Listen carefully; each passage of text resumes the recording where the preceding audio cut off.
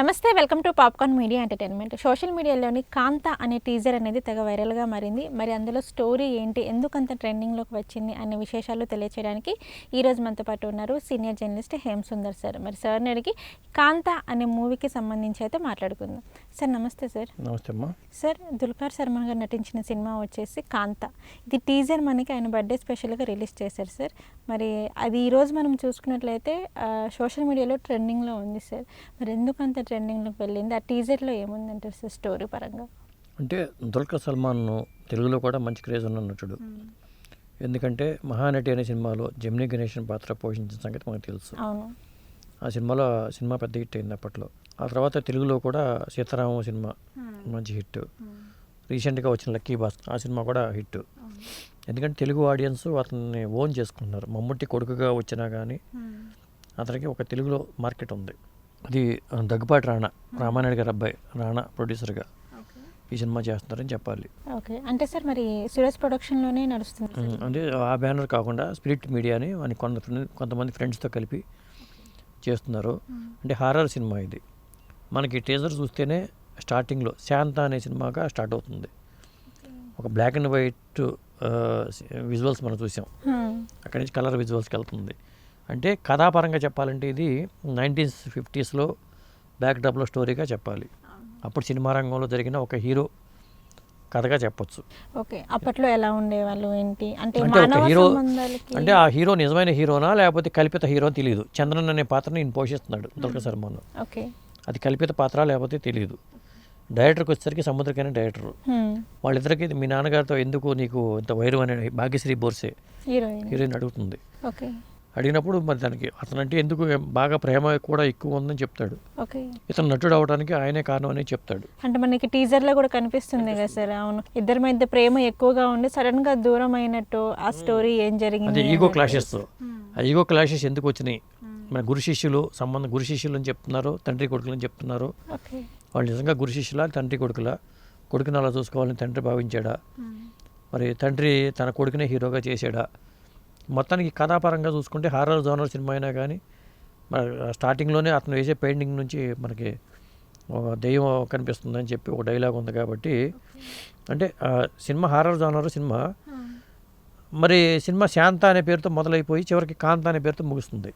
కారణం ఏంటంటే director శాంతని పెట్టాలనుకుంటే hero ego problem వల్ల నేను శాంత పెట్టను, ఈ సినిమా పేరు కాంత అని అనౌన్స్ చేస్తాడు. ఓకే, అది మొత్తానికి ట్విస్ట్. అంటే కాంత అనే నేమ్ కూడా కొంచెం సస్పెన్స్, అంటే కొంచెం డిఫరెంట్గా అనిపిస్తుంది కదా. అంటే శాంతగా స్టార్ట్ అయిన సినిమా కాంతాకి ఎందుకు మారింది, ఎందుకు ఎండ్ అవుతుంది అంటే ఈగో క్లాషెస్ ఎందుకు వచ్చినాయి వాళ్ళిద్దరి మధ్యలో, ఇదే మెయిన్ స్టోరీ. అంటే రాణా సినిమా టేకప్ చేసేటంటేనే ఏదో కొత్తదనం లేకపోతే ఆయన దీంట్లో రాడు. కొత్త కాన్సెప్ట్ అనుకున్న దాంట్లోనే ముందుకెళ్తాడు రాణా. కాబట్టి ఖచ్చితంగా ఈ సినిమాలో ఏదో ప్రత్యేకత అయితే ఉండి తీరుతుంది. ఇలాంటి కథ ఎంచుకోవటం, 1950s బ్యాక్డ్రాప్లో కథలు ఎంచుకోవటం కాదు. ఆ చంద్రన్ అనే నటుడు ఊహాజనితమైన పాత్ర లేకపోతే ఒరిజినల్ పాత్ర తెలియదు మనకి. మహానటిలో జెమినీ గణేషన్ లాగా మరి చంద్రన్ ఎవరు అనేది ఒక సస్పెన్స్. ఓకే, అంటే సార్ ఈ మూవీలో రానా కూడా యాక్ట్ చేసే ఛాన్సెస్ ఉన్నాయంటారా సార్? ఉండొచ్చేమో. ఎందుకంటే ట్రైజర్లో మాత్రం సముద్రకని, భాగ్యశ్రీ బోర్సే, దుల్కర్ సల్మాన్ వీళ్ళు ముగ్గురే కనిపించారు. సెప్టెంబర్ 12వ తారీఖు సినిమా రిలీజ్ అని చెప్పారు. కాబట్టి సెప్టెంబర్లో ఈ సినిమా రిలీజ్ కాబోతుంది. కాబట్టి వాళ్ళు టీజర్ వదిలేరు. రేపు ఆగస్టులో ట్రైలర్ రాబోతుంది. అంటే సైలెంట్గా తెరకెక్కిన సినిమాగా చెప్పొచ్చు. నిజంగా సార్, అసలు ఈ మూవీ గురించి ఇంతవరకు అప్డేట్స్ అనేవి ఏమి రాలేదు. అంటే సడన్గా టీజర్ వచ్చేసింది. మన కాంత అనగానే కాంతారా అన్నట్టుగా అనిపిస్తుంది ఉచ్చారణలో కూడా. కాంతారా కాదు, ఇది కాంత. మరి కాంత అంటే ఒక మహిళ కావచ్చు. మరి ఆ కాంత ఎవరు అంటే దెయ్యమా, లేకపోతే దెయ్యంగా మారిన కాంత ఎవరు అనేది ట్విస్ట్ కావచ్చు. మొత్తానికి శాంత అనే సినిమా కాంతగా ఎందుకు మారింది అనేది ఒక ట్విస్ట్ ఇందులో. సార్, మనము దుల్కర్ సల్మాన్ గారి మూవీస్ ఒకసారి చూసుకున్నట్లయితే ఫస్ట్ మనకి మహానటి చూసుకున్నా కానీ అది కొంచెం 90sలో కానీ 80sలో అలా ఉన్న మూవీని. అది మనకి సీతారామం కూడా సేమ్ వేలో నడిచింది. లక్కీ భాస్కర్ కూడా ఇంకా అదే ప్యాటర్న్లో ఉంది. బట్ ఇప్పుడు ఈ సినిమా చూసుకున్నా కానీ ఇది కూడా మనకి 1950 అదే తెరలో ఉంటుంది. మహానటిలో పాత్ర కూడా ఆ టైంలో పాత్రే. అవును, 1950sలో బ్యాక్డ్రాప్లో జెమినీ గణేషన్ పాత్ర. ఎందుకంటే సావిత్రి గారు మహానటిగా వెలిగే రోజుల్లో ఆ సావిత్రి గారిని మరి అక్కడ పరిచయం ప్రేమగా మారటం, పెళ్లి చేసుకోవడం అనే స్టోరీతో మహానటిలో అవునవును. అక్కడ కూడా ఆ పాత్రలో ఒదిగిపోయాడని. జమినీ గణేషన్ పాత్రలో దుల్కర్ సల్మాన్ బాగా ఒదిగిపోయాడు. అలాగే మరి సీతారామం కూడా అద్భుతంగా పేరు వచ్చింది. మణిరత్నం గారి సినిమా అది కూడా మంచి పేరు వచ్చింది. అవును. ఇలా దుల్కర్ సల్మాన్కి ఏంటంటే అవన్నీ హిట్ అవుతూ వచ్చాయి కదా సార్. బట్ ఈ సినిమా చూసుకున్నా కానీ ఇది కూడా అదే తరహాలో ఉంది కదా సార్.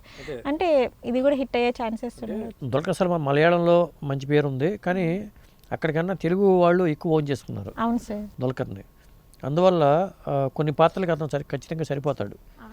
కాబట్టి ఎన్ని సినిమాలు వచ్చినా అతనికి జనం యాక్సెప్ట్ చేస్తున్నారు, ఆదరిస్తున్నారు. కాబట్టి మళ్ళీ తెలుగులో కాంతా అనే సినిమా కూడా అతనికి మంచి బ్రేక్ ఇవ్వచ్చు. ఓకే సార్, కాంతా మూవీ టీజర్కి సంబంధించిన విషయాల గురించి అయితే మాకు చెప్పారు. నమస్కారం. నమస్తే అమ్మా.